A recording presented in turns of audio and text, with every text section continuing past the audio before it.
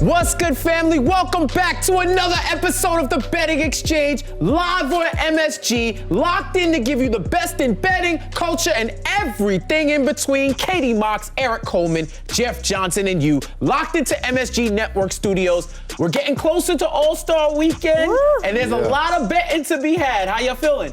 Good. I bounced back last night. I had a much better night. Yeah, I feel like it was a good night for us. We, as a group, collectively, we got that motivation going and bounced back. Yeah, we needed a couple of days of motivation, but two is sometimes better than one. And here to brag about his Rams championship victory and talk to us about some betting is Arash Markazi, all the way in LA. Arash, are you reporting from the parade right now? Like, what's going on? No, I am back, and listen, this is the city of champions, right? We got the Rams Super Bowl champions. Nice. I know, we need to get the city of champions back here in New York. Right. Time Been a long time. But congratulations, Arash. We are so happy for you and the Rams. We know nobody loves Los Angeles more than Arash. Right. But let's get into tonight. Let's get into the shoot around here, and let's talk about some New York legends. So the Knicks are hosting the Brooklyn Nets tonight, right across the street at the world's most famous arena. And that's just one of 11 games on the schedule. So we're gonna pass the ball around here tonight, talking some basketball in the shoot around. I will start things off with a question for Erik. So the Nets made some big news with their blockbuster trades at the deadline. They finally broke their winless streak on Monday by beating Sacramento. Now, the 8th in the Eastern Conference, can the Nets turn things around for a good playoff run?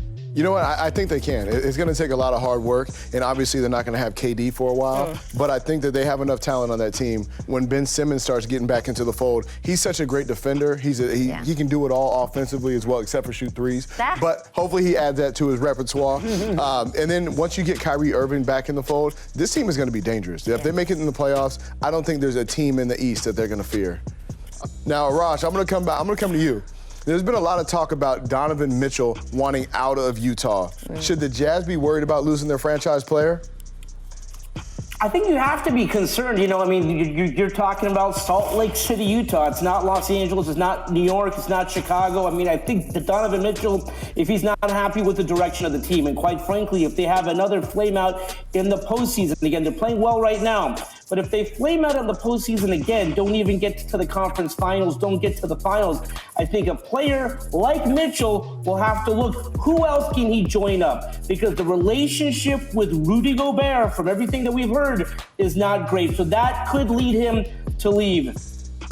Speaking of leaving, Jeff, I'm coming to you, my friend. The Sixers gave up a lot to bring James Harden to Philadelphia to play with Joel. Is this championship or bust for the Sixers? Well, I think it's championship or break this year and championship or bust next year. I think they have a legit 2-year window. They traded away their future for this pick, right? For this one play. Ben Simmons, although he wasn't trying to play for them anymore, still a young player, young all-star player. And then Seth Curry as well, who was their premier outside scorer. All this for an all-NBA MVP in James Harden. I think at this point, you have to say that their window has closed, but they have the best opportunity that they've had in years to finally go all the way and win the title. If they don't win it in the next 2 years, who knows? Between draft picks being gone and the natural age, father time creeping up, who knows what their roster may look like after 2 years. So yeah, I do think this is the time.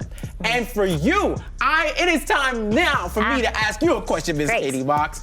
Julius Randle, he seems to be hitting his stride, coming off his first triple-double of the season. The team continues to struggle. They've lost 4 of their last 5 games. How do you bet on a team that shows flashes of greatness? Well, I think you have to bet on what's working and not on what's not working. So I wouldn't take any full-side, bets on the Knicks right now. The first half, they seem to be doing pretty well in the first half. They blowed an 11-point lead and also a 23-point lead. So betting them on the first half, betting them on the second quarter, and then also, like you said, Julius Randle, triple-double, double-double. He's had 28-plus points in the last few games. So betting on Randle is something good right now. He's super hot. Betting on Grimes right now is super hot, but I would not be taking the Knicks on the full side. All right, guys, what is your best bet for tonight's game?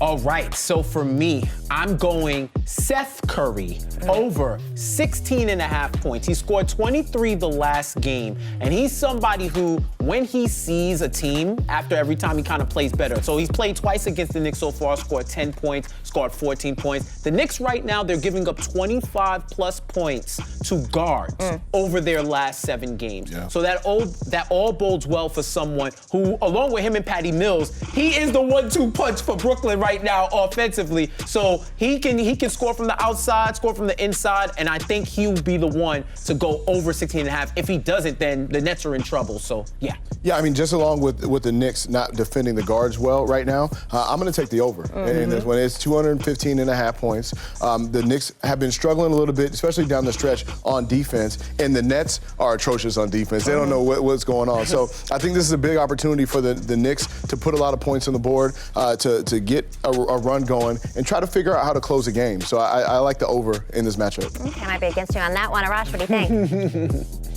Listen, I'm going to keep it very simple. The Nets are a bad team right now. They just snapped an 11-game losing streak to Sacramento, so the line has fluctuated somewhat. I do like the Knicks to cover, whether it's 4.5 or 5. I just like the Knicks to win big. Yeah, and I'm going to take the under on this one. I locked in at 218, so there's a chance that we can both cover on this one. However, there's a lot of injuries right now on the net side, so they're missing some of their key players. But with the new blood that they have, and their defense has actually gotten a little bit better, and the Knicks have been a little bit more profitable as unders at home. They are 13-15-1 on the under at home this season. So I'm going to lock in the under, but I hope we both catch that. I like that. That's why you get locking it in on time. Absolutely. All right, everybody. You're watching The Betting Exchange live on MSG. Next up, it's Big Bet Theory. I need to make a serious comeback in this game. Don't go anywhere. We'll be right back.